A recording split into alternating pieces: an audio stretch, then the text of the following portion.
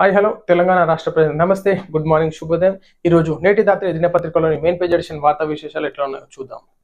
ఢిల్లీ సీఎంగా అతిషి ప్రమాణం. దేశ రాజధాని ఢిల్లీ నూతన ముఖ్యమంత్రిగా అతిషి శనివారం సాయంత్రం ప్రమాణ స్వీకారం చేశారు. రాజ్భవన్లో నిరాడంబరంగా ప్రమాణ స్వీకార కార్యక్రమం జరిగింది. సో ఏదైతే ఆప్ క్యాడర్ ను మరి ఢిల్లీ సీఎంగా అతిషి గారు బాధ్యతలు చేపట్టినారో, మరి ఆప్ క్యాడర్ ను ఏ విధంగా మళ్ళా అప్గ్రోత్ చేయబోతున్నారు, సో పరిపాలన ఏ విధంగా ఉంది, ఏ విధంగా చేయబోతున్నారు, సో ఉన్నటువంటి ఆప్ ముఖ్యమంత్రిగా ఉన్నటువంటి Delhi CM Arvind Kejriwal liquor scams కేసులో జైలుకు పోయి రావడం జరిగింది. అదేవిధంగా షరతులతో కూడినటువంటి బెయిల్ మంజూరు చేయడం జరిగింది కోర్టు ధర్మాసనం. సో ఈనాడు మరి తన స్థానంలో అతిషి గారి ముఖ్యమంత్రి బాధ్యతలు చేపట్టడం జరిగింది. సో ఆప్ క్యాడర్ ఏ విధంగా మరలా డెవలప్మెంట్ గ్రాఫ్ ఏ విధంగా వెళ్ళబోతుంది, ప్రజల్లో ఏ విధమైనటువంటి ఉద్దేశాలు ఉన్నాయి, సో రాజకీయ పరిణామాలు కూడా తీవ్రతను చోటు చేసుకుంది, మనం గమనించుకోవాలి. లెఫ్టినెంట్ గవర్నర్ వినయ్ కుమార్ సక్సేనా ఆమెతో ప్రమాణం చేయించారు. దేశ రాజధాని 8వ యువ ముఖ్యమంత్రి ఆమెనే కావడం విశేషం. అతిషితో కేబినెట్ లో కొత్త ముఖాలకు చోటిచ్చారు. నూతన మంత్రులుగా సౌరభ్ భరద్వాజ్, కైలాష్ గెహ్లోట్, గోపాల్ రాయ్, ఇమ్రాన్ హుస్సేన్, ముఖేష్ అహ్లావత్ కూడా ప్రమాణ స్వీకారం చేశారు. ఈ కార్యక్రమానికి ఆప్ అధినేత, మాజీ నేతలు హాజరయ్యారు. ఆప్ అధినేత మాజీ సీఎం అరవింద్ కేజ్రీవాల్, మాజీ డిప్యూటీ సీఎం మనీష్ సిసోడియా, ఆప్ నేతలు హాజరయ్యారు. షీలా దీక్షిత్, సుష్మా స్వరాజ్ తర్వాత అతిషి ఢిల్లీ 3వ ముఖ్యమంత్రిగా ప్రమాణం చేశారు. సో పరిపాలన బాగుండాలని చెప్పేసి కోరుకుందాం అతిషి గారిది. జమిలీ ముసుగులో దేశాన్ని కబలించే కుట్ర. ఏచూరి ఉండి ఉంటే ఇలాంటి వాటిపై పోరాడేవారు. ఆయన లేని లోటు స్పష్టంగా కనిపిస్తుంది. సీతారాం ఏచూరి సంస్మరణ ఆ సభలో సీఎం రేవంత్. జమిలీ ఎన్నికల ముసుగులో దేశాన్ని కబలించాలని బీజేపీ చూస్తుందని, ఇలాంటి సమయంలో సీతారాం ఏచూరి లేకపోవడం దేశానికి తీరని లోటు అని సీఎం రేవంత్ రెడ్డి అన్నారు. రాష్ట్రాల మధ్య ఐక్యత దెబ్బతీసే కుట్ర జమిలీ ఎన్నికల రూపంలో ఇప్పుడు జరుగుతుందని ఆయన చెప్పుకొచ్చారు. యూనియన్ ఆఫ్ స్టేట్స్ స్పిరిట్ ను దెబ్బతీసేందుకు బీజేపీ ఈ ఎన్నికల కుట్ర చేస్తుందని సీఎం రేవంత్ రెడ్డి గారు చెప్పారు. సో నిన్న కూడా వివరించడం జరిగింది. జమిలీ ఎలక్షన్స్ వల్ల ఈనాడు రాజకీయంగా, అదే విధంగా డబ్బుల పరంగా సేఫ్ సైడ్ ఉంటుంది. ఒకటేసారి 1 నేషన్ 1 ఎలక్షన్ అన్నట్టుగా బీజేపీ ప్రభుత్వం ఏదైతే తీసుకొస్తుందో దీంట్లో రాజకీయ పరిణామాలు కూడా అంతే చోటు చేసుకుంటాయి.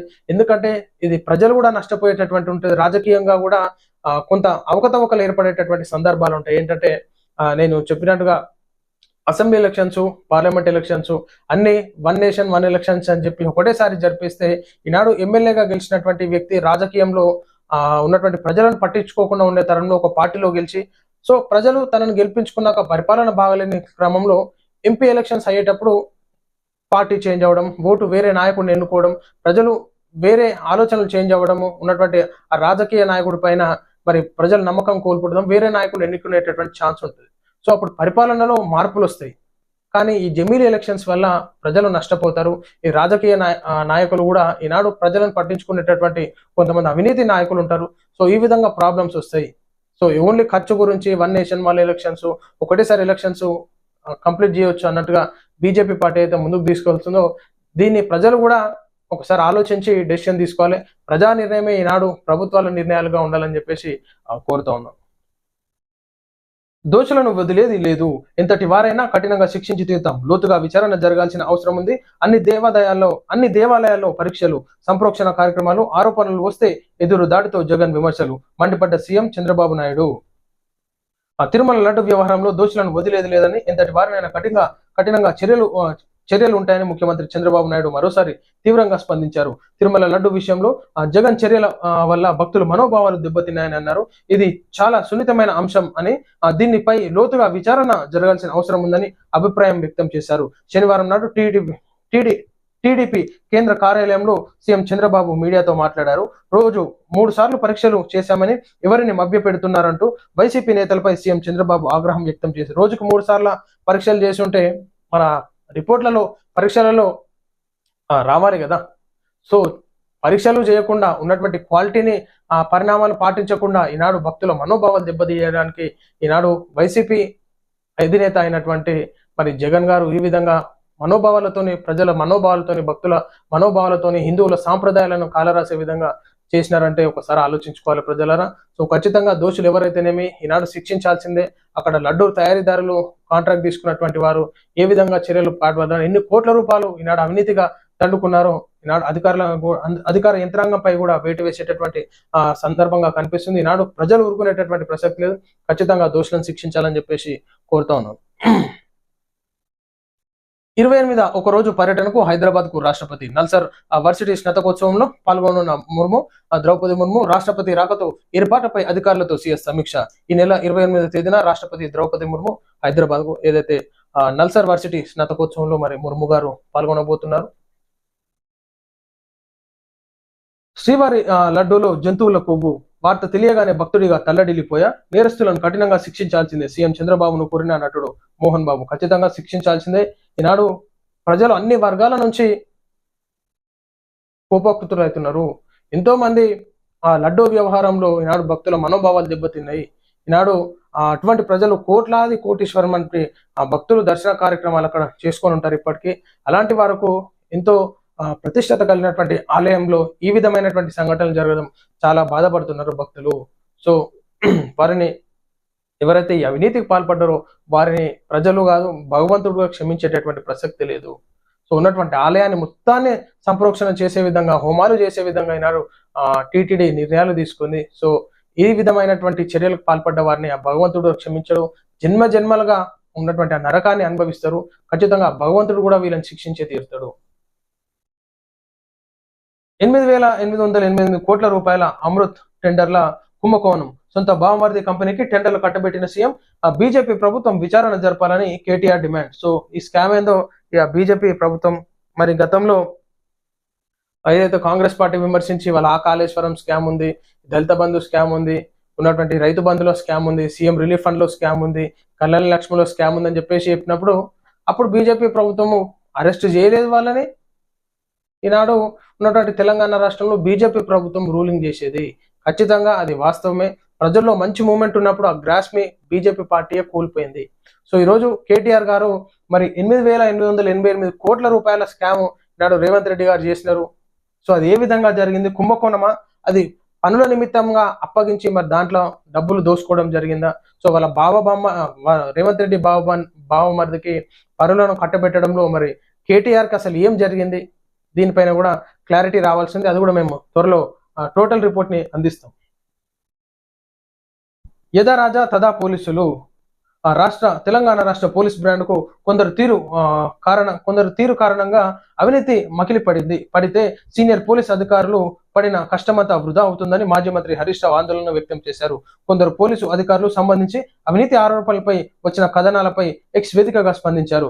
యువ అఖిల భారత్ సర్వీస్ అధికారులకు ప్రభుత్వాలు ఆదర్శంగా ఉండి వాళ్ళకి పని పట్ల నిబద్ధత, ప్రజాసేవ పట్ల అంకిత భావాన్ని నేర్పించాలన్నారు. కానీ యథా రాజా తదా పోలీసులు అన్నట్లుగా రాష్ట్రంలో పరిస్థితి తయారైందని వ్యాఖ్యానించారు. భారత అధినేత కేసీఆర్ ఆలోచనలతో గత 10 ఏళ్ల తెలంగాణ రాష్ట్ర పోలీస్ విభాగాన్ని దేశంలోనే నెంబర్ 1 గా తీర్చిదిద్దామని ఆ ప్రక్రియలో ఎందరో తెలంగాణ సీనియర్ ఐపీఎస్ పోలీస్ అధికారులు పాత్ర ఖచ్చితంగా ఉందన్నారు. అలాంటి తెలంగాణ రాష్ట్ర పోలీస్ బ్రాండ్ కు కొందరు తీరు కారణంగా అవినీతి మకిలి పడితే పోలీస్ అధికారులు పడ్డ కష్టమంతా వృధా అవుతుందన్నారు. ఒక్కసారి ఈ విషయాన్ని తెలంగాణ సీనియర్ పోలీస్ అధికారులు పునరాలోచించి దిద్దుబాటు చర్యలు చేపట్టాలని మాజీ మంత్రి సూచించారు. హరీష్ రావు గారు చెప్పే దాంట్లో కూడా నిజం ఉన్నది. ఎందుకంటే ఈనాడు పోలీస్ వ్యవస్థ ప్రభుత్వాలకు కాదు ప్రజల గురించి పని చేయాలి. సో గతంలో బీఆర్ఎస్ పార్టీ రూలింగ్ లో ఉన్నప్పుడు కూడా పోలీస్ వ్యవస్థని టోటల్ గా బీఆర్ఎస్ పార్టీకే వర్క్ చేసే విధంగా చేసినారు. ఈనాడు ఎన్నో అవినీతి కార్యక్రమాలు జరిగినాయి, అక్రమాలు జరిగినాయి, దాడులు జరిగినాయి. సో వాటన్నిటిపైన కూడా చర్యలు ఎక్కడ తీసుకున్నారు? హరీష్ రావు గారు ఒకసారి ఆలోచించాలి. ఎంతమంది పైన దాడులు చేపించినారు మీరు? ఉన్నటువంటి విద్యార్థులు నిరుద్యోగులు ధర్నాలు చేస్తే వాళ్ళని కొట్టడము, జైళ్ళలో తీయడము, రైతులు ధర్నా కార్యక్రమాలు చేస్తే వాళ్ళని కొట్టడము, దాడులు చేయడం, రైతన్నల మీద అన్నం పెట్టి ఒక రైతన్న కష్టపడి ఎండనక వాననక కష్టపడి కరోనా సమయంలో కూడా ఉన్నటువంటి రైతన్న పంట పొలాలలో మరి నేను వెళ్ళాలి, ఖచ్చితంగా పని చేసుకోవాలన్నట్టు ఉద్యోగాలు కంపెనీలు బంద్ అయినా రైతు మాత్రం వ్యవసాయ పనులు చేసుకుంటున్నాడు. దేశానికి అన్నం పెట్టినటువంటి రైతన్నలను కూడా అరెస్ట్ చేయించి కొట్టిపించినారు. గిట్టుబాటు ధరలు రాక, ఉన్నటువంటి రైతు బంధులు సకాలంలో రాక, రైతులకి ఇచ్చేటటువంటి సబ్సిడీలు సకాలంలో రాక ఎన్నో ఇబ్బంది పడ్డారు. సో అలాంటప్పుడు మీరు కూడా పోలీస్ వ్యవస్థను ఏ విధంగా యూజ్ చేసినారు అది కూడా ఆలోచించుకోవాలి హరీష్ రావు గారు. సో ఉన్నటువంటి పోలీస్ వ్యవస్థ ఆ పార్టీ నాయకులకి ఈ పార్టీ నాయకులకు దయచేసి ప్రజల గురించి ఆలోచించి ప్రజలకు పనిచేయండి. రాజకీయ నాయకులు కొమ్ము గాయడం ఇంతవరకు కరెక్ట్ కాదని చెప్పేసి నేను కూడా తెలియజేస్తాను. టీటీడీకి స్వచ్ఛమైన పాల ఉత్పత్తులు అందిస్తాం. విజయ డైరీ ద్వారా అందించేందుకు సిద్ధం. టీటీడీ ఈవోకు మార్గదర్శి సభ్యసాచి ఘోష్ లేఖ. సో తిరుమల తిరుపతి దేవస్థానంలో ప్రసాదాల కోసం స్వచ్ఛమైన నాణ్యమైన ఉత్పత్తులను సరఫరా చేస్తామన్నట్టుగా విజయ డైరీ నుంచి అందించడం జరిగింది. సో ఒకసారి విజయ డైరీ పాలు తీసుకొని ల్యాబ్ పంపిస్తే దాంట్లో ఏమన్నా కెమికల్ కంటెంట్స్, పాలు పలిగిపోకుండా పాస్చరైజేషన్ చేయడం కానీ ఈ విధంగా ఖచ్చితంగా చేస్తారు డైరీలలో. మరి కెమికల్ కలిపినటువంటి పాలు ఏ విధంగా తీసుకుంటారు? టీటీడీ ఇప్పటికే నెయ్యి కుంభకోణము, లడ్డు కుంభకోణం జరిగింది. ఆ కోట్ల రూపాయలు మరి అవినీతిపరమైనటువంటి కార్యకలాపాలు అటు జరుగుతున్నాయి. మళ్ళీ ఇదొకటి ముంగటికి వేసుకుంటే బాగుండదు. ఉన్నటువంటి స్వచ్ఛమైనటువంటి గేదె పాలని వాడి ఎంతో మంది ఇప్పుడు ఇక్కడ గేదె పాలని పంపిస్తుంటారు. సో ఉన్నటువంటి టీటీడీ ఆధ్వర్యంలో ఉన్నటువంటి డైరీ ఫార్మ్స్ ఉంటాయి. సో ఆ విధంగానే యూజ్ చేస్తే బాగుంటది. మరలా ఈ పాలది ఏదైనా జరిగితే మాత్రం భక్తుల మనోభావాలు దెబ్బతీసే విధంగా ఉంటది. సో ఖచ్చితంగా ఉన్నటువంటి డైరీ ప్లాంట్లలో పాలు పలిగిపోకుండా కానీ ఈ విధంగా చేయాలనుకున్నప్పుడు కెమికల్ కంటెంట్స్ దాంట్లో ఖచ్చితంగా కలపడం జరుగుతుంది. సో ఎవరైనా ఒక ప్యాకెట్ పాలు తీసుకొని ల్యాబ్ పంపించినా ఖచ్చితంగా దాంట్లో రిపోర్ట్ అనేది తెలపడం జరుగుతుంది. సో ఇక టీటీడీ ఆలోచించుకోవాలి. ఈనాడు ప్రజల మనోభావాలు దెబ్బతీయకుండా ఉంటే బాగుంటది. మళ్ళీ దాని మీద కూడా ఏదో ఒకటి జరిగే విధంగా ఉంటుంది ఖచ్చితంగా. కల్తీ నెయ్యితో తిరుమల అపవిత్రం ఆలయ సంప్రోక్షణకు టీటీడీ నిర్ణయం 23 నుంచి 25 వరకు శాంతి యాగం నిర్వహణ. సో ఒకసారి తీసుకోవాలి. ఈనాడు ప్యాకెట్ పాలు ఫ్రిడ్జ్ లో పెడితేనేమో 2-3 రోజులు ఉంటాయి. కానీ స్వచ్ఛమైనటువంటి బర్రె పాలు తీసుకొచ్చి కాగబెట్టకపోతే సాయంత్రం వరకల్లా ఖరాబ్ అయిపోతాయి. కానీ ప్యాకెట్ పాలు మాత్రం ఫ్రిడ్జ్ లో పెడితే ఖరాబే కావు.